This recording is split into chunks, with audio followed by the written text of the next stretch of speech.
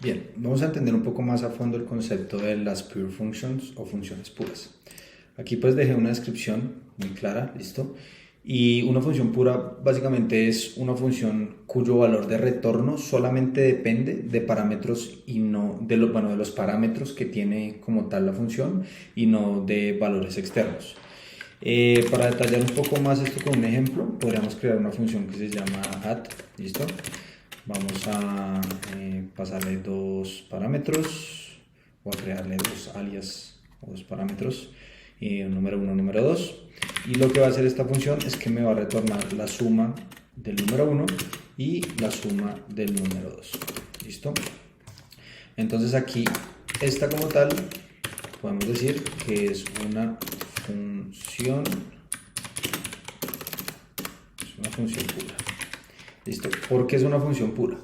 Porque si nos remitimos de nuevo a la descripción, esta es una función cuyo valor de retorno solamente depende de sus parámetros. Es decir, aquí lo que me va a retornar es la suma de un número 1 y un número 2, pero esos dos números yo se los estoy pasando a su scope a través de parámetros, ¿listo? No estoy utilizando nada que se encuentre por fuera de su scope léxico ni de su scope local, ¿listo? Entonces en este caso, esta podemos decir que es una función pura, no depende de factores externos. Ahora, si por ejemplo, en este ejemplo número 2, creamos un número 3, que el número 3 sea igual, no sé, a 20, y decimos que vamos a crear una función que se llame multiply, listo, que va a recibir un número 1, va a recibir un número 2, listo, y lo que hacemos es que decimos que su valor de retorno va a ser número 1 por número 2 por número 3, listo. Entonces aquí, si vamos a invocar esta función y le ponemos un 2, un 3, por ejemplo, guardamos, listo, entonces allí ya tenemos nuestro resultado. Entonces en este caso estamos faltando a esa métrica o a esa característica especial que tienen las funciones puras. En este caso tenemos dos parámetros, un número 1 y un número 2, que están interviniendo en el output de la función, en el retorno, pero además de eso tenemos un valor externo a la función que también está interviniendo en el valor de retorno, ¿sí?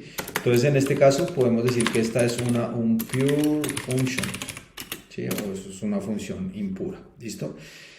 Hay tres aspectos allí importantes que hacen que esta función cause efectos de lado, ¿sí? Entonces lo primero es que el método, bueno, la función multiply, ¿sí? Depende de esta variable número 3, ¿listo?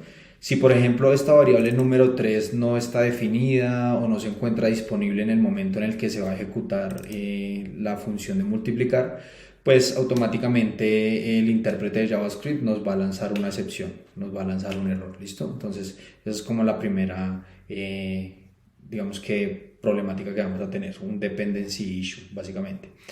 Otro factor es que esta función, ¿listo? Tiene el poder de modificar o de mutar el valor de esta variable, ¿sí? O el valor de inicio de esta variable, por decirlo de esta manera.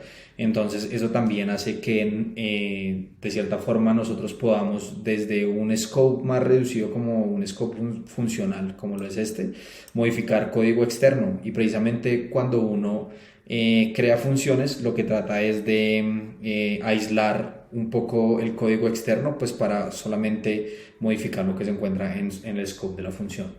Y por otro lado, esta es una función no determinística, ¿listo? En términos matemáticos, una función determinística, que pues eso se ve como en cálculo diferencial, es una función pues que por la misma cantidad de inputs pues me va a poder retornar la misma cantidad de outputs, ¿listo? Entonces en este caso no está cumpliendo tampoco con ser una función determinística. Y esto en resumen es lo que caracteriza a una función pura y es un ejemplo de una función impura, pues también el que podemos ver allí más explícito.